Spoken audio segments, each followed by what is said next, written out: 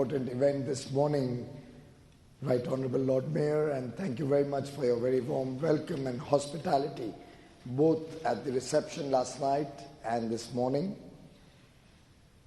Minister for Investment, Graham Stewart, was truly inspirational in his words and very encouraging for all of us from India in terms of our investment plans going forward, in terms of our desire to see this relationship blossom in the years to come.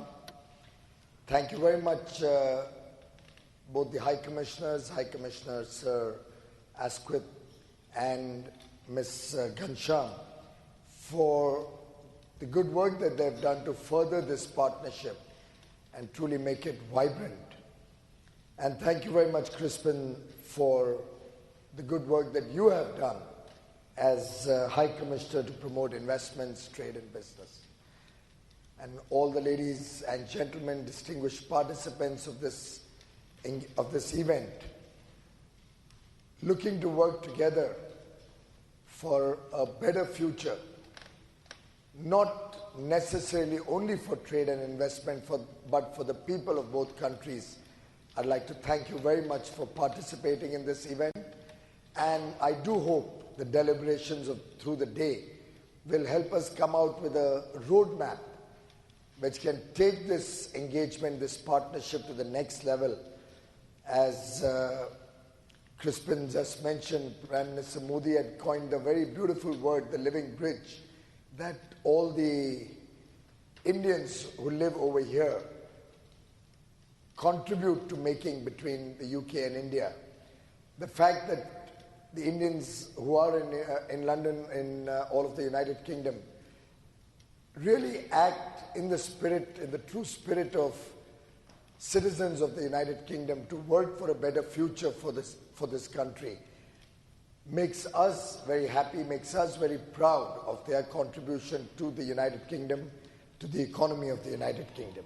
Thank you very much, Lord Mayor. Thank you very much to the Government of the United Kingdom for the first ever India Day celebrations. It's a great day. We've just begun a week after an exciting weekend, probably unparalleled in sporting history, and I doubt we will see another Sunday like what we witnessed. Congratulations to all the people of the United Kingdom for your victory in the cricket match on Sunday. London, of course, has been my favorite city. I never lose an opportunity to come here to, even if it was for a few hours, as I've mentioned on an earlier occasion. And truly a city which is full of life, full of opportunities, and full of wonderful people.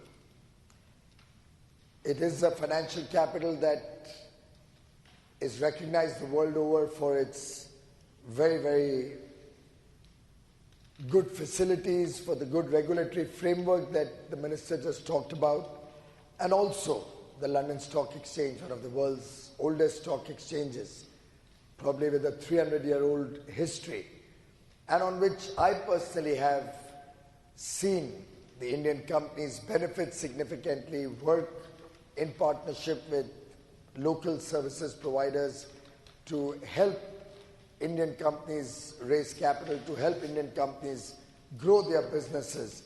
And I do look forward to a great engagement between the London Stock Exchange particularly and the fintech sector in the years to come. We are two great democracies, very, very deep historical ties, which go much beyond trade and investment. But more importantly, with an aspirational India looking for a better quality of life for 1.3 billion Indians, two economies which can partner with each other, which can support the imperatives of each other. The British business and investment can help India in its growing demand for new products, new services, and good Indian skilled manpower and talent can help British business become even more competitive. And I think there can be no better situation than this. It's a win-win partnership where we have great synergies and complementarities which can help us further take this partnership to much bigger levels. Frankly, the level of engagement that I see today, be it in trade, investments have actually done slightly better than trade. But I do believe that we can look at furthering this relationship to much, much higher levels than what prevails today. And I do hope the India Day celebrations this morning will be the first of several such possible events which will help both UK business and Indian business understand each other, network with each other, build up partnerships, and look at the growing opportunities both sides of the oceans. Of course, trade and business also includes services, and I've been engaging with the British government to see how we can package the comparative advantages that the Indian business brings to the table and the UK business brings to the table, so that we can truly bring about a situation where Indian talent can work with UK businesses and actually start serving the rest of the world. I think the cost competitiveness that we can create out of this partnership would be very, very attractive when it comes to engaging with the rest of the world.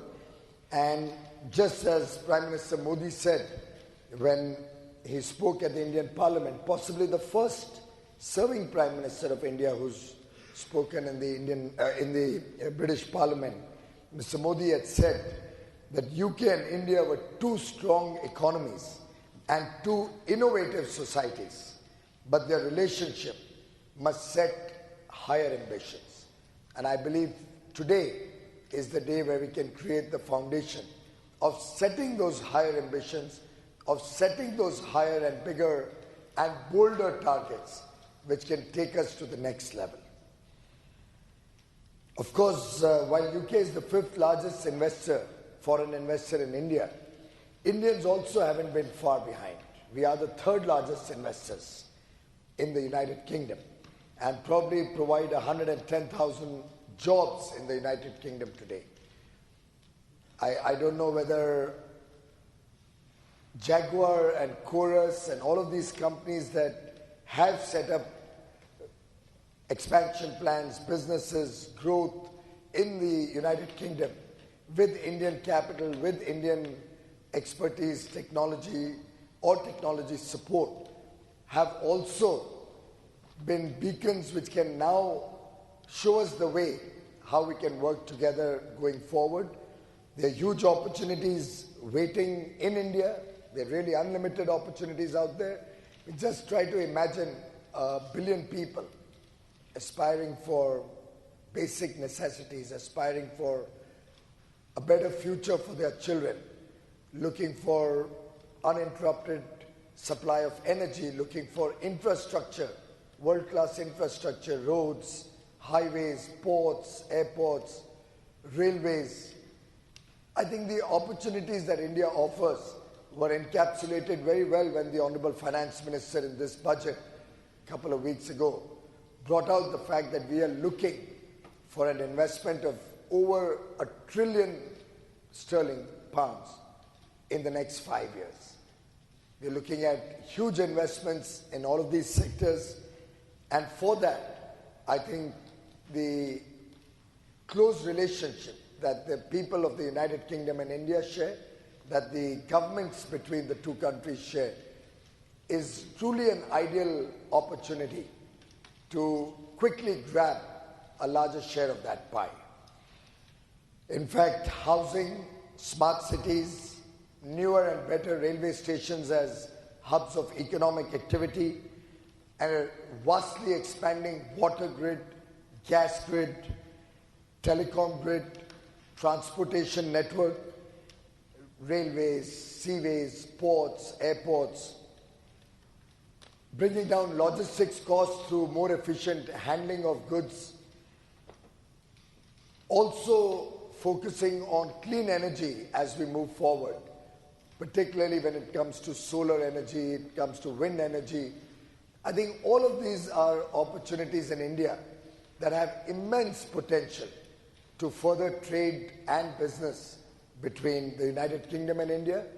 I also believe that with technology advancements in the United Kingdom, we can bring newer technologies to India, bring scale to those technologies, and make them much more affordable, both for the people of India, and make them an attractive export proposition to serve the rest of the world, be it the developing world, be it the developed world.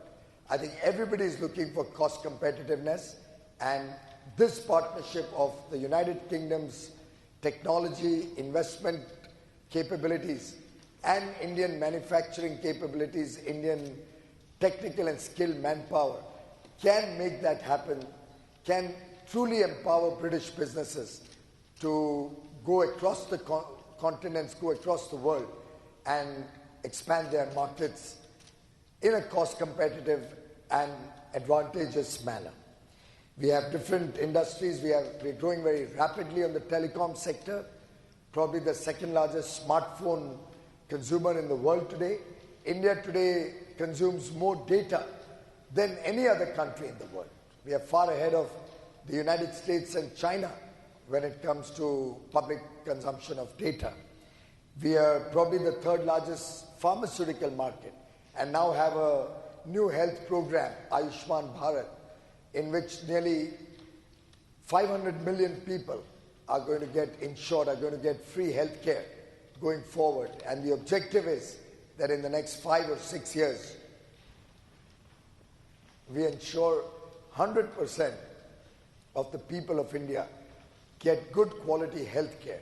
This opens up huge opportunities. We are looking at nearly 150,000 wellness centers coming up in India. We are looking at upgrading the public health infrastructure with better equipment, better facilities, better trained technical manpower to run all the diagnostics, to run all the equipment. We're looking at better and better medical equipment coming into the country. All of this, I think, are areas where probably a number of British companies have not looked at India as deeply as they could have or should have. And I would invite all of you to consider a quick visit to India. My ministry and the departments under me will be very happy to facilitate and take you around to show you the opportunities, to help you engage with businesses in the sector of your interest. And I would urge the Right Honourable Lord Mayor and the Minister of Investment to see how we can fast track this engagement, probably sectorally, probably in terms of different regions of the country, engaging with different regions of the United Kingdom, the different ways we can go about it. But let's all work towards making this a reality. In India back home, we are looking at improving the ease of doing business. We've been bringing in newer resolution of NPLs into the system. So we finally have a insolvency and bankruptcy code. We finally also probably are the first country in the world of the size and scale of India which has one common GST across the nation. The tax is the same on every product across the country. Of course, we have different rates of taxes, looking at the needs of the people of India and the fact that we have huge income disparities in the country. But I'm sure, given a period of time, as the nation's economy grows and the life standards of the people improve, we would be converging into lesser rates. But for the present, the good part is that cutting across boundaries, we now have one market across the country, and probably the first nation of this size and scale with 29 states, a billion plus population, which has embarked on this program. Reasonably successful, I think pretty much sorted out now, 2 years after we first introduced it in this month, July itself, July of 2017. And I dare say this would probably be the first government which has got re-elected with a larger margin of votes and a larger number of seats after introducing GST. No other part of the world has re-elected a government after introduction of goods and services tax, a common tax across the country. But we were able to keep inflation under control, under check. We were able to rapidly roll it out across the country pretty much smoothly, save and except the initial hiccups. And the people of India have recognized the power of the GST, the power of reform, and they jolly well understand today that it's only when we reform, it's only when we perform that we can transform the Indian economy, the way India does business, and the lives of the people of India. In fact, Swami Vivekananda, one of our greatest thinkers, during his visit to London in the same month, July of 1896, had mentioned, and I'd like to quote, "This British Empire is the greatest machine that ever existed for the dissemination of ideas. I mean to put my ideas in the center of this machine, and they will spread all over the world." At that point of time, his logic was that he would like to seed his ideas in the people of the United Kingdom so that it could go across continents, go across the world. At this stage today, in a different context, I think this India Day launch today and the expanding ties between the United Kingdom and India help us in putting India as a nation, as a preferred choice. We are trying to put India at the center of the economic programs of the United Kingdom so that we can work together and work towards expanding this across continents, across the world, and taking these ideas of this partnership to different parts of the world, be it the lesser developed countries, be it the advanced Western world. I think India and UK together will be a partnership that would be very, very difficult to compete with. I believe there are huge opportunities for all of you in this room. I hope these opportunities, these synergies would come to the table during the course of the day, during the day when you engage with each other.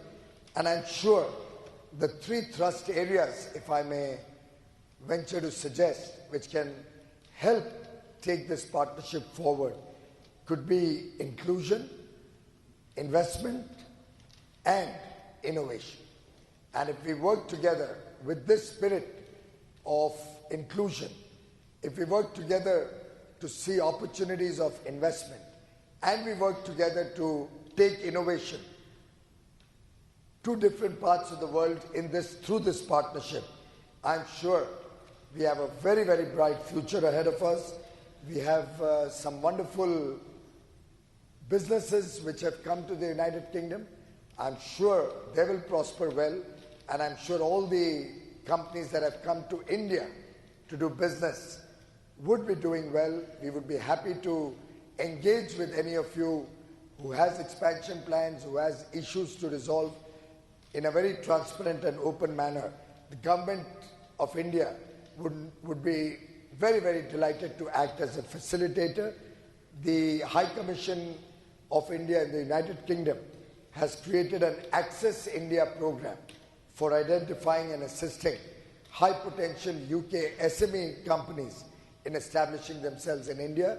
I would invite all of you to engage with the High Commission and their trade teams to see how they can help you in your investment plans in India. And the last major announcement during Prime Minister Modi's visit in April 2018, where the UK and Indian governments committed £120 million each to support the Green Growth Energy Equity Fund, is truly something which demonstrates the strength of this partnership and the shared commitment of both governments to take the relationship to the next level. In conclusion, I'd like to quote from Dr. Arnold Toynbee, the British historian, of course, again, out of context, whereas he must have used it in a different context. And I quote, "It is already becoming clear that a chapter which had a Western beginning will have to have an Indian ending. I don't mean to take this in the literal sense of the word, but I do believe that all the good ideas that flow from the India Day celebrations today will have a happy ending in terms of our work together, will have an ending where Britain and India will both demonstrate to the world how a shared history and a strong cultural tie and bond between the people of UK and India can be taken to provide for all of us and the people of the two great nations, the two great democracies, a wonderful future. Thank you very much for being here today, and my best wishes to each and every one of you. Thank you very much.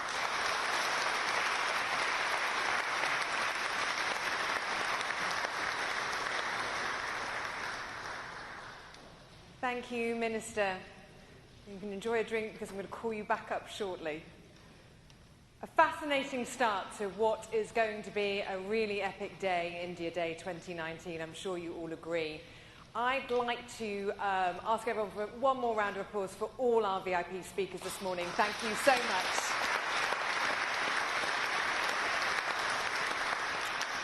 And now we're on to our first panel of the day, and I'm delighted that everybody has landed from the different places that they were. This panel will discuss the biggest opportunities for collaboration in financial services between the UK and India, and identify ways to build on the success of the India-UK financial partnership. I'm going to invite our chair, Catherine, welcome. And our panellists, I will introduce you as you're coming along. So Jerry Grimstone, please come onto stage, co-chair of the India-UK Financial Partnership and former chairman of Standard Life Aberdeen and Barclays Bank plc.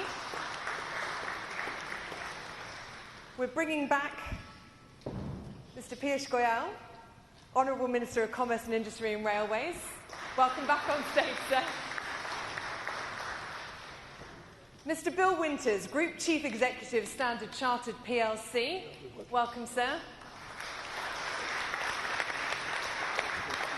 And our final panellist to take the last seat, the hot seat, Vibha Padalkar, Managing Director and CEO, HDC Life Insurance Company. Thank you and welcome. Honoured. Our chair, last but not least, and welcome from 38,000 feet, Catherine. Catherine Braddock is Director General Financial Services of Her Majesty's Treasury. In her role, Catherine leads on all aspects of policy for financial services and Financial Stability Board. She joined the Treasury in 2014 as Director Financial Services International, before which she had spent a decade in financial services regulation at the FSA and latterly the Bank of England, where she was Director of Prudential Policy. I hand over the baton to you, Catherine, and please give a big welcome to your chair and your panel.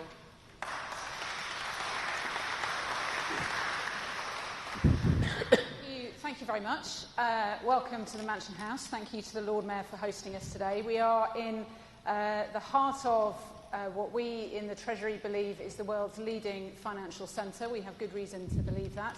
And in the Mansion House, we're in the heart of the hospitality represented by the City of London. It's a great pleasure and honour for me to chair such a distinguished panel. As we've already heard, we have a panel who between them represent an extraordinary depth of expertise in UK and Indian government and in cross-border financial services. And what we want to do this morning is to talk about how we can deepen the links between our two nations in financial services trade, between the world's leading financial centre and an economy that's going to be the fastest growing economy in the G20 this year. We build on strong foundations, the India-UK Financial Partnership, which Jerry co-chairs with Uday Kotak, is a very important part of that. We've been working on this for a number of years, and through our economic and financial dialogues between our government and the government of India. So it's a great pleasure to invite you here. And I'm going to open the discussion by asking each of our panellists the most obvious question, which is what they think the biggest opportunities are for a financial services partnership, a deeper partnership between the UK and India. And Minister, perhaps I can ask you first where you think the opportunities are. Well, I think the biggest opportunities in terms of the vibrant regulatory framework that London has, or the UK has been able to create, and the learnings for India out of that, a good, strong regulatory mechanisms, the dispute resolution mechanisms, the stable framework that you've had for so many years, the confidence that you've been able to build in the markets in London. And I believe that some of those learnings could be very well duplicated in India. At the same time, India has some of the finest professionals and finest minds who can help the United Kingdom further strengthen the financial markets here. We were at the London Stock Exchange this morning, and I think Nikhil heads that. We've met Mr. Murli, who was the CEO. So we had a number of Indian minds working in the London Stock Exchange.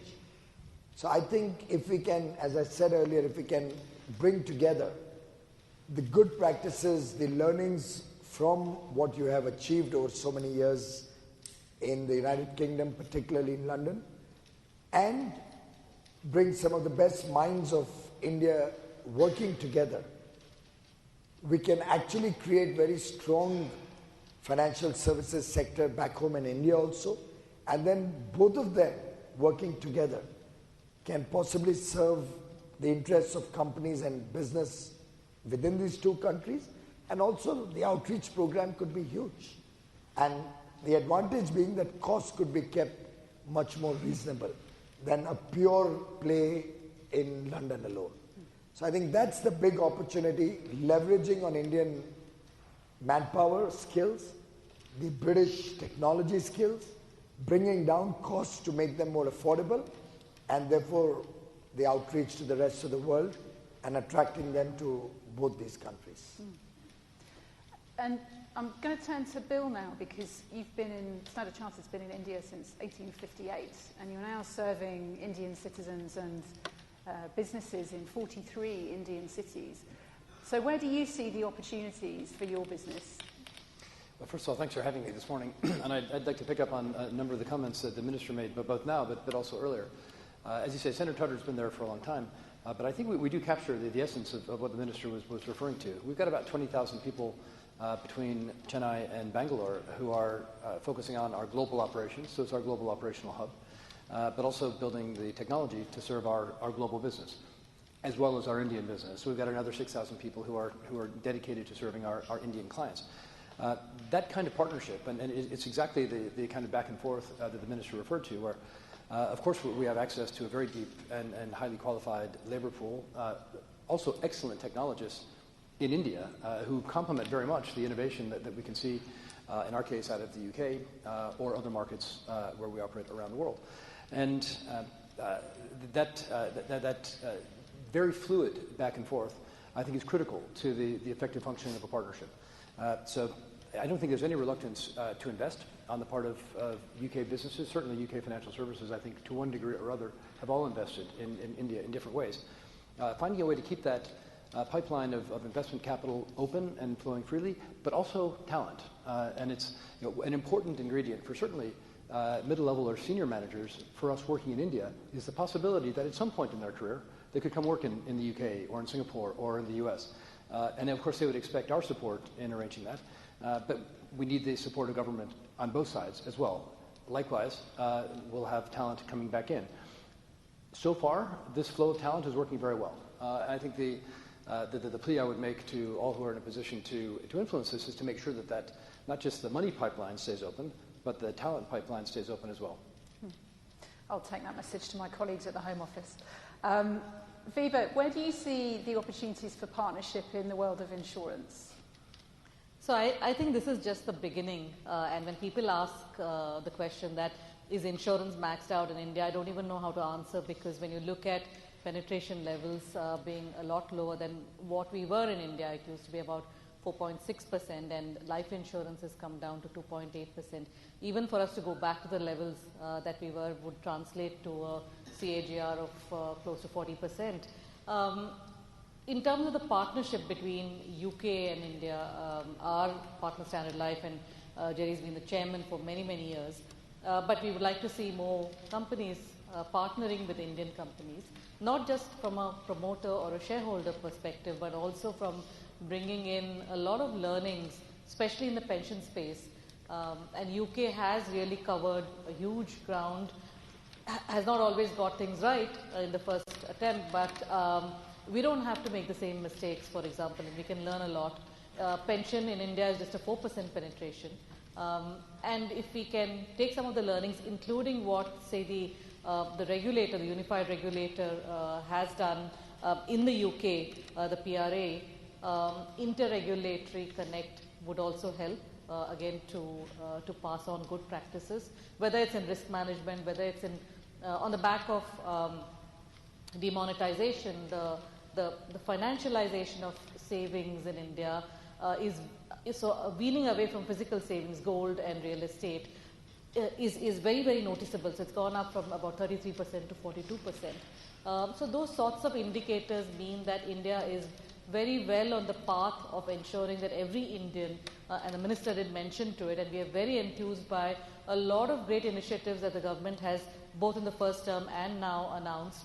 PMJJBY, for example, is a very simple scheme which says pay 330 rupees and you get a cover of 200,000 rupees. So very simple in terms of onboarding. But to cover large numbers, you can only do it on the back of digitization, use of analytics, so that you also look at risk management. So collaboration in all of these areas would mean that the partnership between the two countries can be a lot deeper. The government has also recently, the Honourable Finance Minister talked about allowing 100% FDI in insurance intermediaries. So the UK is a big broker market, insurance broker market. This is a big opportunity to deepen it further, and also a possible increase in FDI into life insurance, into insurance itself. So that too would mean hopefully a deeper connect with India and also opportunities for the UK. Thank you. And Jerry, of course, until recently you were on the board of HDFC Life, an incredibly successful joint venture. Where do you, on the basis of that experience and your other very extensive experience between the UK and India, where do you think the opportunities are for us? I mean, first of all, it is so easy for both countries to work together in financial and professional services. When I sit in an Indian boardroom, I'm completely familiar with the practices, with the legislation. I feel at home, and this is a very great advantage for British firms doing business there. I've had the pleasure, together with my friend Uday Kotak, co-chairing the India-UK Financial Partnership for the last 5 years. That's been a very interesting example of cooperation. We have around 30 British firms in financial and professional services, 30 Indian firms. Honourable ministers give us policy questions which they want to have answered. These firms sit together, pro bono, and combine their brains and wisdom to help India answer policy questions.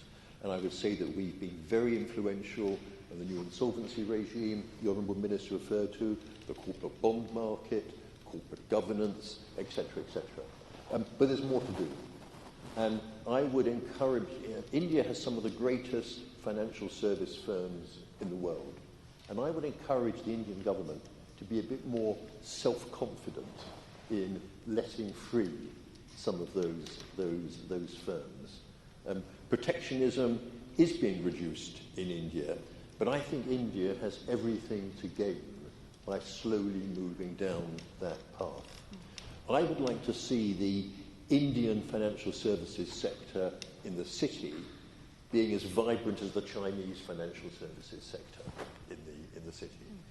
It's strange to me that India has allowed China, and China, have a great business there, many friends there, but it's strange to me that the Indian government has allowed China to outstrip itself so much in the City of London.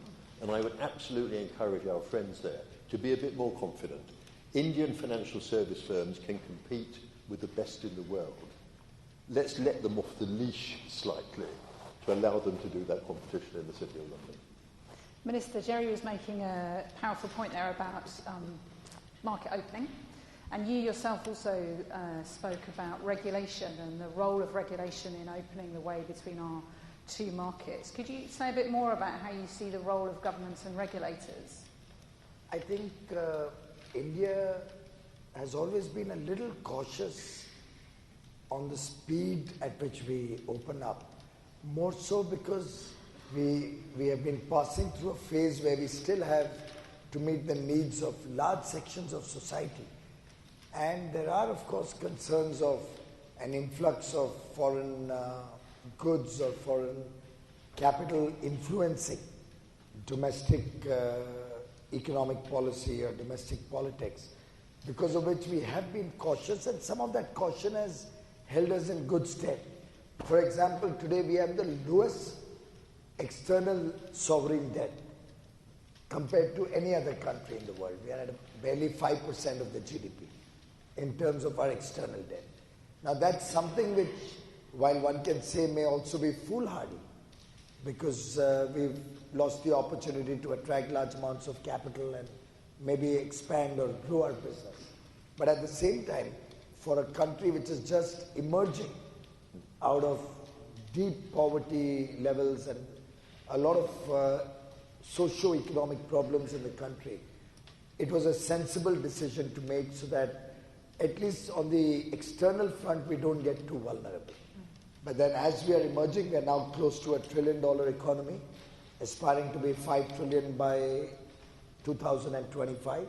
And I think that at that level, we would have crossed the hump to be able to rapidly take it forward from there. I certainly take Jerry's point of view that we will have to be a little more flexible, be a little more bold, a little more confident. The time has come now, and you will see in the Honourable Finance Minister's budget this year some steps being announced. But at the same time, I believe that India will have to ensure a balanced and orderly transition into a free economy. We can't completely keep it open. So, for example, the sovereign bonds that we have announced, it's a big step forward. I think most people were pretty much taken by surprise.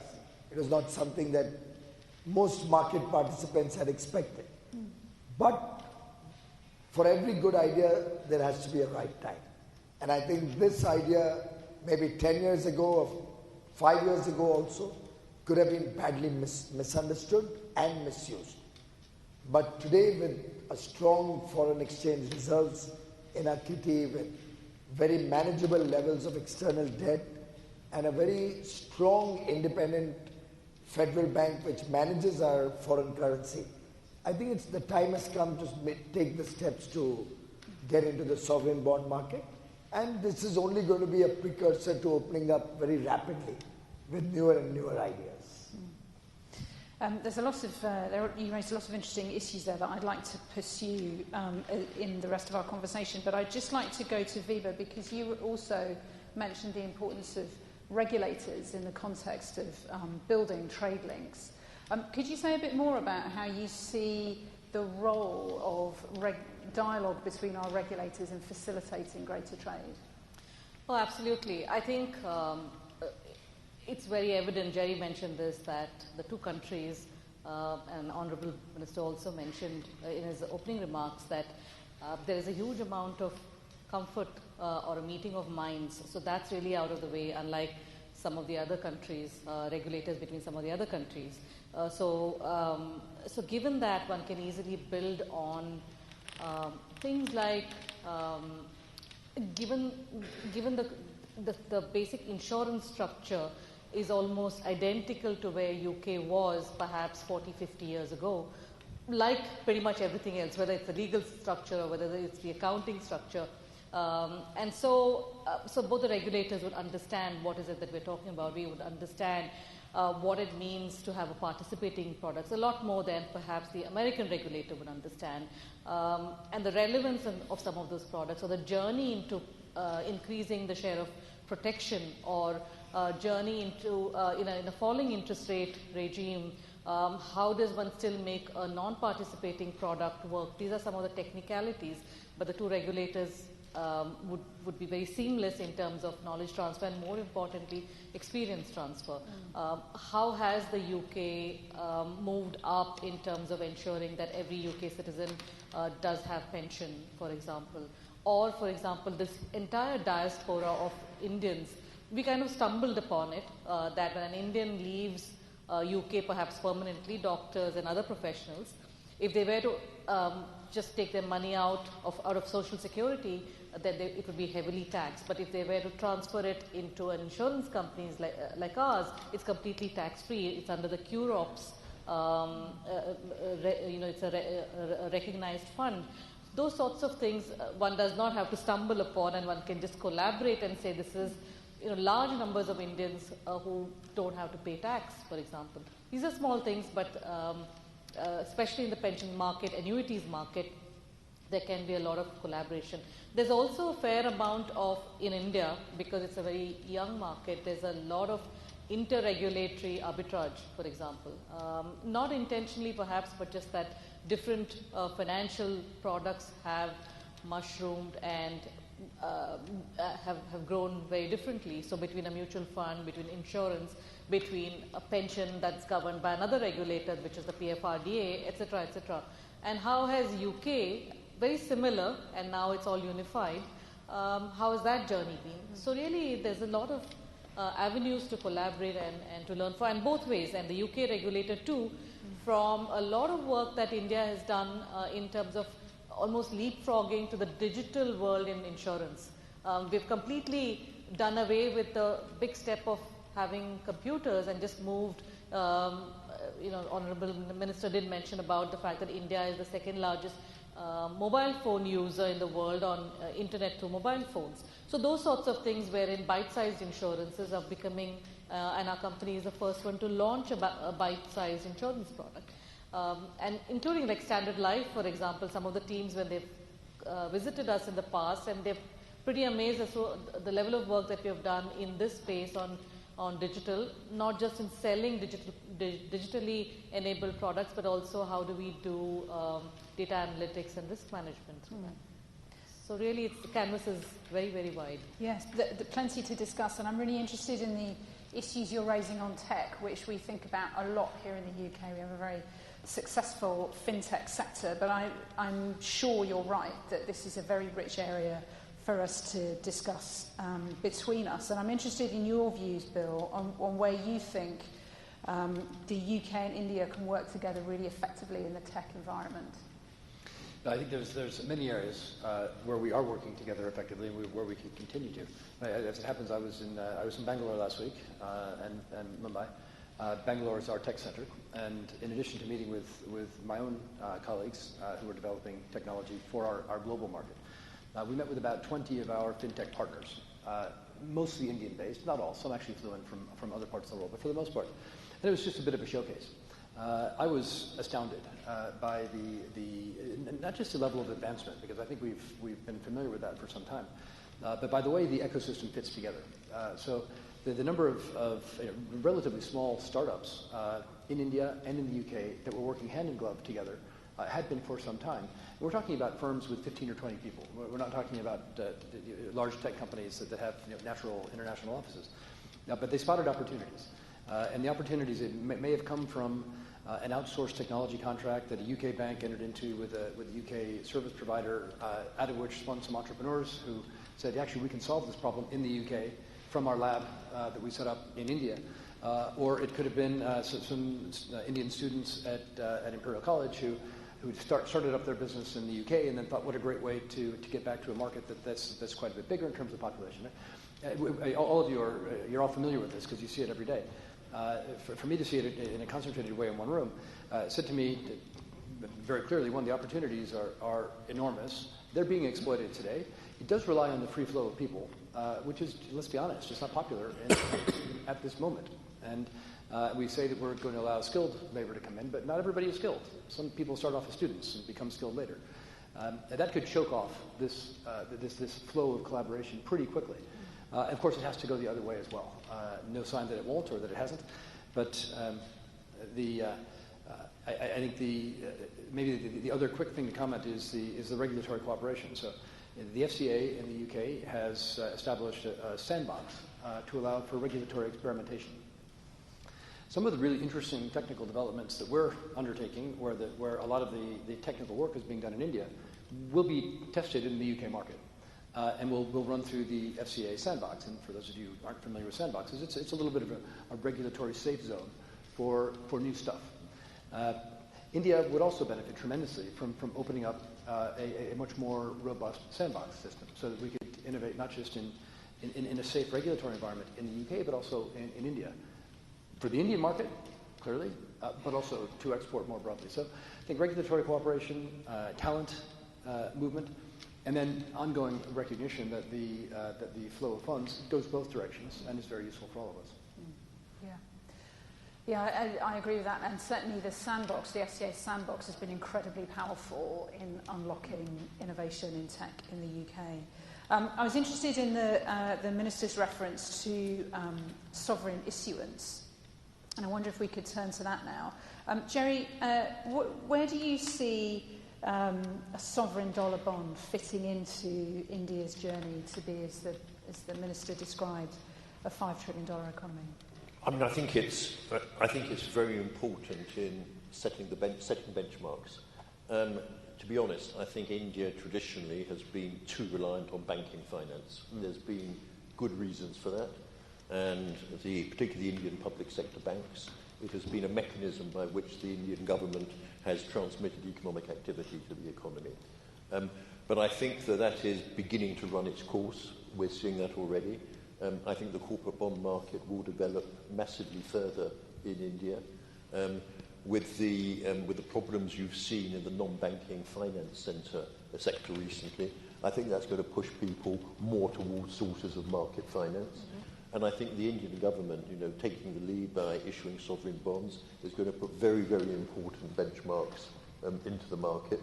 And of course, I'm sure they're well aware of the huge deep of investor interest in London, waiting to purchase these bonds, and I think it will just kind of help kickstart the market and move it forward. I'm finding increasingly that national distinctions are becoming irrelevant.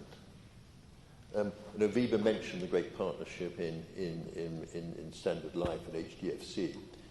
People don't realise, but Standard Life, which used to be one of our great Scottish companies, is now effectively a Scottish-Indian company. Because more than half the market capitalisation of Standard Life is represented by the investments that it has in Viva's great company and in HDFC Asset Management. Once you start talking like that, once you hear Bill talking about the strength of the operations centre he has in Bangalore, national differences are being submerged. And I think we're seeing that increasingly in financial markets. And I think London, particularly in the era we're now moving into, has to push this. And I think the cooperation opportunities, whether it's in sovereign bond issuance, whether it's in other capital markets issuance, is huge. Minister, I think we'd all be interested in your views on the longer-term roadmap for internationalisation of the rupee. Internationalisation of currencies is always of incredible interest to those of us working in the city. So what could you share with us on that? I don't think we have gone down that path as yet. We're not really looking at a sudden 100% capital account convertibility of the rupee in an overnight measure. But if you were to look at the last maybe 15 or 20 years, we've come a long way from where we were pre-1991. We are now, in some sense, almost there. There's not really too much more that's left. So we have Indians are allowed, each individual is allowed to take out $250,000 every year. So a family of 4 can easily take $1 million, invest it outside the country. Businesses have been given a very liberal framework, corporations and businesses, to invest outside the country. Earlier we used to have a very restricted and regulated system of investments overseas. That has been liberalized very, very significantly. So I have not come across a single case where somebody approached me saying that he has a problem in being able to invest in buying a British company, for example, or setting up a factory in the United States or anywhere for that matter. So I think capital flow now has got more and more into the automatic route, but the government and more particularly the Federal Reserve, the regulator, wishes to keep the option open that should there be any situation that the markets get tumultuous, they are in a position to quickly handle it. Because we wouldn't like to take a chance so early in the game as we are moving up the development cycle of the markets becoming, let's say, very, very choppy or difficult to handle. So the movement is pretty smooth. Very often people complain that it's easier to take out money from India than to get money into India. I've heard this complaint from people, investors particularly, that when we wanted to invest, we are asked 100 questions. But when we want to take out the money in the form of dividend or repatriation or something, we don't find as many questions or difficulties, which I think is a good sign. It shows that we are looking at clean money coming into the country. We're looking at stable money coming into the country. And we are looking at ensuring that our investors do not have difficulty whenever they want to move the money out for whatever reasons, or out of their dividends or out of their profits. And to my mind, the progress on this going forward, it won't be very long before we would be almost fully integrated with the world economy. And with digitalization almost taking center stage, and the rapid strides we are seeing across the world on fintech, on the huge synergy between the technology and financial world, I would think that would become an imperative for almost all countries in the very near future. Yes, that must be right. The powerful drive for innovation in cross-border payments must be one of the most exciting new opportunities that we are now confronting that could really unlock amazing efficiencies. That must be correct.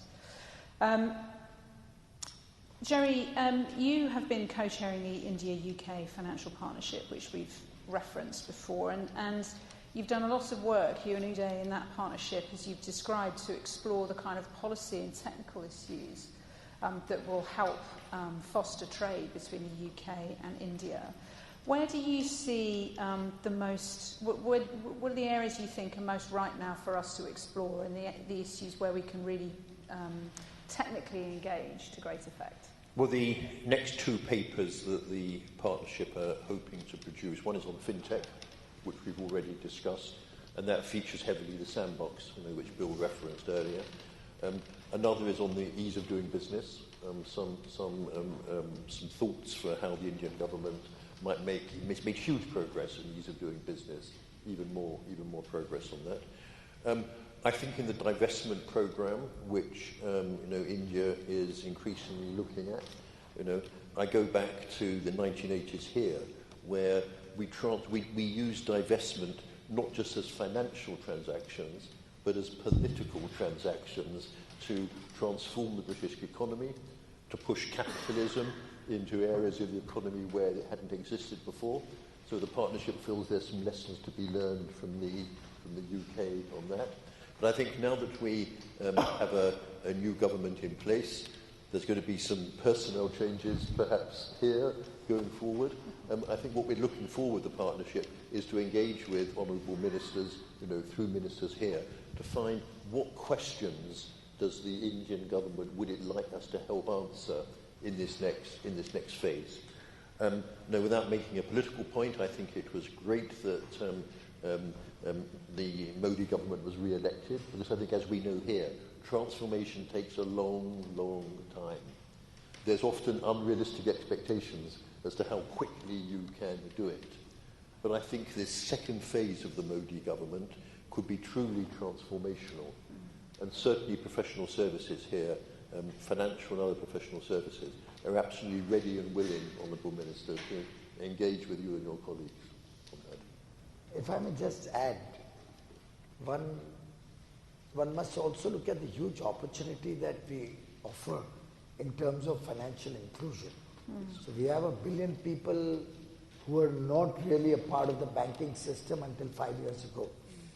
And when this government came in 2014, one of the first programs we embarked on was to ensure that every household first has at least a bank account, preferably in the name of the lady of the house. And then we took it to the next level so that every individual gets his own bank account. And I think that was probably one of the most defining features of our last 5 years in government. The fact that we took a banking account to every individual, and a lot of it was possible because of digitalization.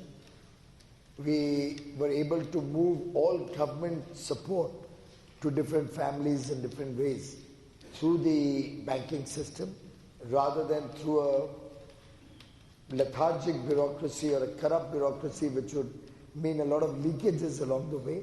So people recognized that they were actually able to get the government benefits in their bank account directly with no intermediaries, no rent seeking. And over the last 5 years, this initial thrust on taking banking to every home helped us to give them low-cost finance for becoming entrepreneurs or for small businesses, small professions that they carry out, help them upgrade their equipment, upgrade their shops, upgrade their services that they provide.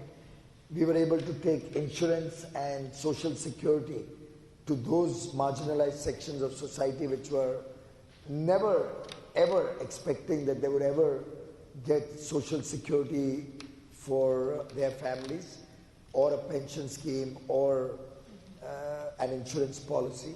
Now these small things gave us the big result in 2019. The fact that every citizen of India felt that he was looked after by the government. And I think financial innovation and technology and fintech coming together can help us take this to the next level, which is the agenda of this government in the next 5 years. It's so interesting to listen to you, Minister, and also to you, Viva, talk about the very clear way in which innovation and technology are connecting with a policy agenda and through the way in which financial services actually serves the economy. The way those three things are coming together in India is so powerful and so visible. It's very interesting for those of us outside to observe how you're managing to harness those energies and those innovations to the service of your citizens. Incredibly instructive to watch. We are, I'm afraid, nearly at the end of the panel, and I could have asked another 10 to 15 questions, but the Minister, in your speech, you were talking about infrastructure investment and India's connection with the financial services sector in that respect. Bill, just to close, how do you think we can look at unlocking flows of capital from investors from the city into India? This is an area we focused on a lot in India and elsewhere, and there's a number of necessary ingredients. First, that there needs to be a level of standardization. So, in particular for debt markets and debt market investors, you want rating agencies to be able to put their imprimatur on a particular financing, which requires a level of standardization, which in turn requires a level of consistent regulation and obviously a consistent application of rule of law in different markets. This is the necessary ingredients are in place to a substantial degree today, but you don't get the full benefit until you go all the way to the end and have a really standardized infrastructure as an asset class market that lots of innovative financiers, whether they come from Standard Chartered or Standard Life or someplace else, will apply themselves to and get the kind of scale that is lacking today. Whereas, as Gary said, the market is overly dependent on bank financing in India, and when the bank market gets constipated, as it is right now, the infrastructure financing market gets clogged up as well, and that's not a good thing for anybody. Yeah. Thank you. Well, I'm conscious that we are all that stand between this collection of people and their coffee, but I did want to thank you for a really rich discussion. It defies summing up, really, because there's material enough in what we've talked about in the last 45 minutes for 5 years of economic and financial dialogues between the UK and India, I'm happy to say, and all of which I look forward to. Such strong themes, I think, about the pace of change, but so clearly about ambition and direction coming from India's government and India's industry, which not only provide incredible opportunities for the UK to partner with India, but for us to learn from you and the change that your citizens, your households, your consumers are experiencing in financial services that we can deploy here as we look at change in our own sector. So thank you so much for such an engaged discussion. It's been incredibly enjoyable for me to chair. And I think that closes our session. We'll just hand over to the boss, who will give us our instructions about where to collect our caffeine and snacks. Thank you very much. A big thank you to our panellists. Thank you, Honourable Minister, distinguished panellists, and thank you to our chair. Yes, Catherine is right, it is time for a break. But before I let you go and enjoy some coffee and some networking, I just want to give you a brief insight to what's happening after our break. We have 2 different sessions happening. Viva, you're upstairs with the panel in the old ballroom. You will be guided to that. That discussion is the future of insurance.